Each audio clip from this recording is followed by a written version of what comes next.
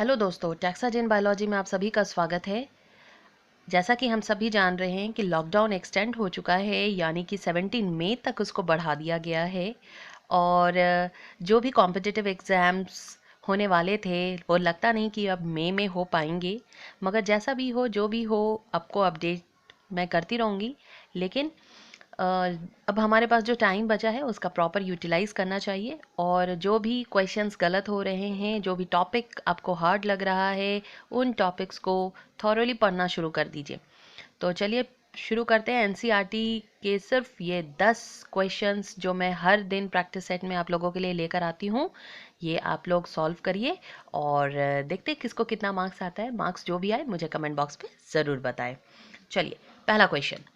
Which scientists classify plants into trees, shrubs, and herbs, and animals into two groups having red blood cells and without red blood cells?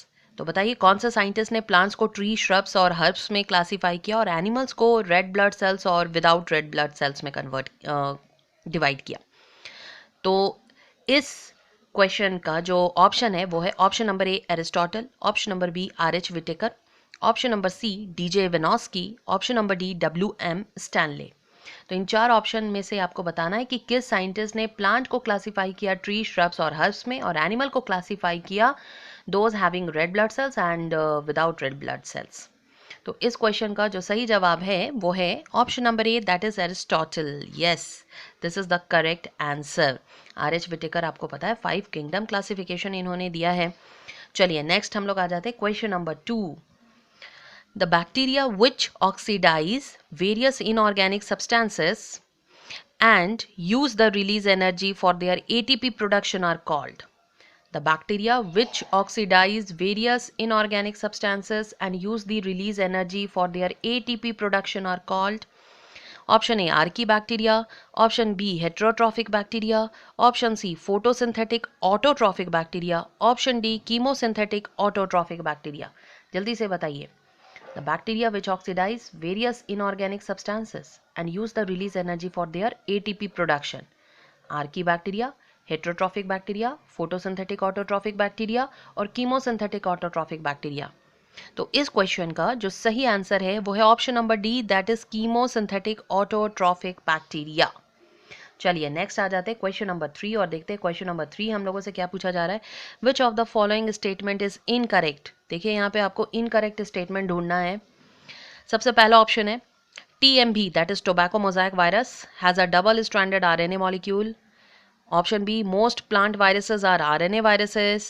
Option C, the bacteriophage has a double-stranded DNA molecule.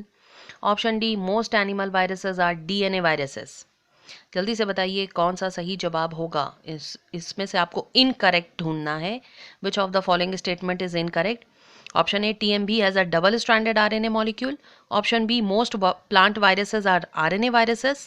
Option C, the bacteriophage has a double-stranded DNA molecule. और option D, most animal viruses are DNA viruses. तो मैं बता दूं कि इस question का जो सही आंसर है वो है option number A, that is TMV has a double stranded RNA molecule. This is wrong. Okay, so TMV tobacco Mosaic virus has a double stranded DNA नहीं होता, बल्कि इसमें सिंगल स्ट्रैंडेड RNA होता है। ये इसमें गलत जवाब है। हम लोग जान रहे हैं बच्चों, कोरोना वायरस जो अभी बहुत ज़्यादा इवन बच्चा बच्चा जान रहा है इसके बारे में। तो कोरोना वायरस का अगर हम लोग जेनेटिक मटेरियल जाने तो उसमें कौन सा प्रेजेंट होता है।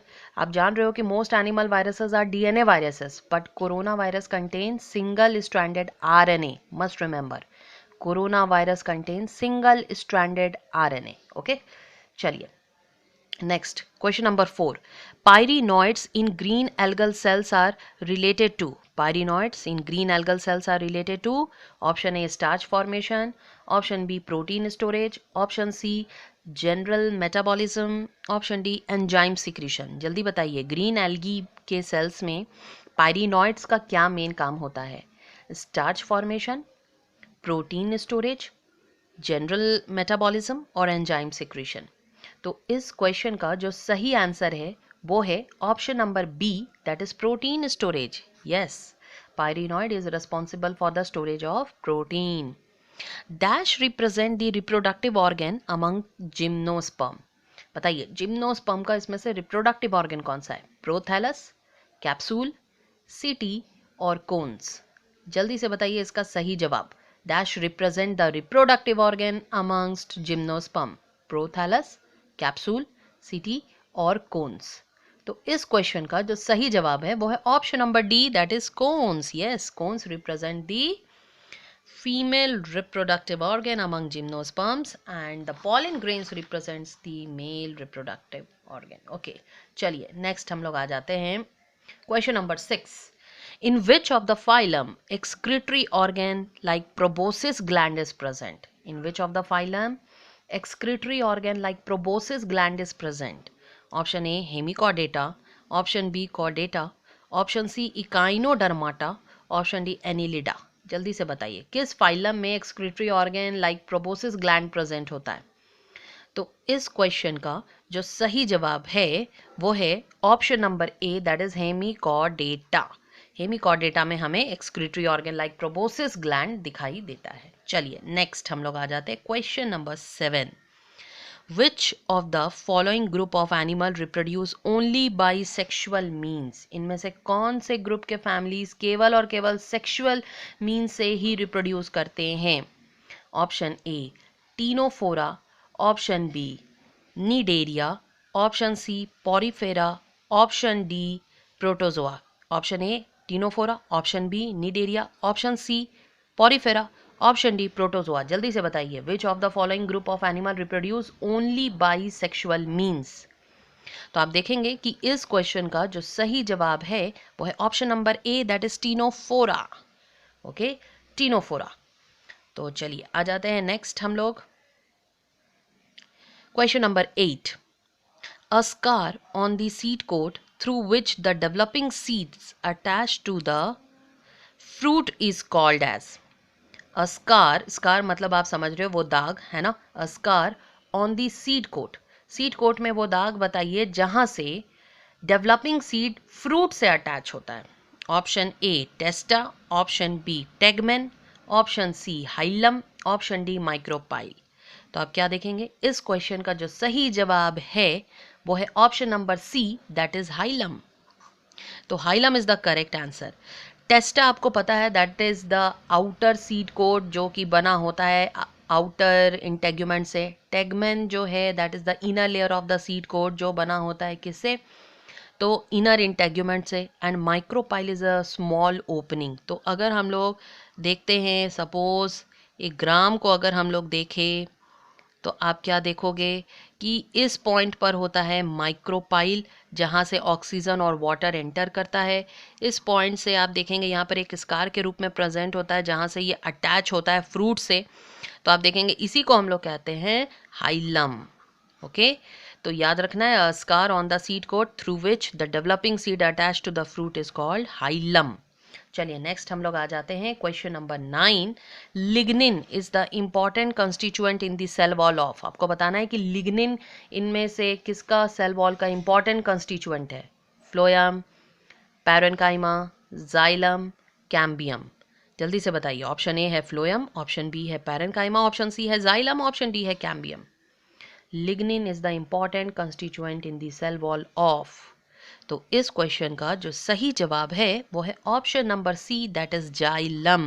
Yes, lignin, you are knowing that कि लिग्निन जो है वाटर रेजिस्टेंट कंपाउंड है जो पानी को एक जगह से दूसरी जगह जाने नहीं देता है, प्रोटेक्ट करता है, वाटर प्रूफ मटेरियल है जो कि जाइलम में प्रेजेंट होता है।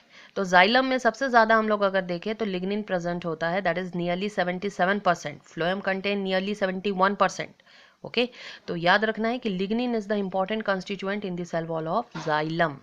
आ जाते हैं क्वेश्चन नंबर 10 और देखते हैं क्वेश्चन नंबर 10 हम लोगों से क्या पूछा जा रहा है। Which of the following is responsible for the formation of an embryonic shoot called axillary bud? Which of the following is responsible for the formation of an embryonic shoot called axillary bud? Axillary bud बनाने के लिए इनमें से कौन से cell या tissue जिम्मेदार हैं? लैटरल मेरिस्टेम, ऑप्शन ए है लैटरल मेरिस्टेम, ऑप्शन बी है एपिकल मेरिस्टेम, ऑप्शन सी है इंटरकैलरी मेरिस्टेम और ऑप्शन डी है बोथ बी एंड सी। तो जल्दी से बताइए इस क्वेश्चन का सही जवाब क्या होगा। Which of the following is responsible for the formation of an embryonic shoot called axillary bud. तो आप देखेंगे कि इसका सही जवाब है option number C, that is intercalary meristem. Yes, intercalary meristem is responsible for the formation of embryonic shoot called axillary bud. तो बच्चों यहाँ पे हम लोगों का ये 10 क्वेश्चंस का प्रैक्टिस सेट फिनिश होता है। आई होप आप लोगों को ज़्यादा से ज़्यादा मार्क्स आए। अगर मार्क्स कम भी आए तो ज़्यादा टेंशन नहीं लेना है, पढ़ाई करना है। और वीडियो पसंद आए तो उसको एक लाइक ज़रूर कर देना है, और अगर हो सके तो अपने फ्रेंड्स को शेयर भी कर देना है। और अगर ये दोनों करने का मन नहीं है तो कम से कम पढ़ाई ज़रूर कर लेना है, वो भी मन से। चलिए मिलते हैं हम लोग नेक्स्ट वीडियो में विथ न्यू प्रैक्टिस सेट। जय हिंद, जय भारत, गुड बाय।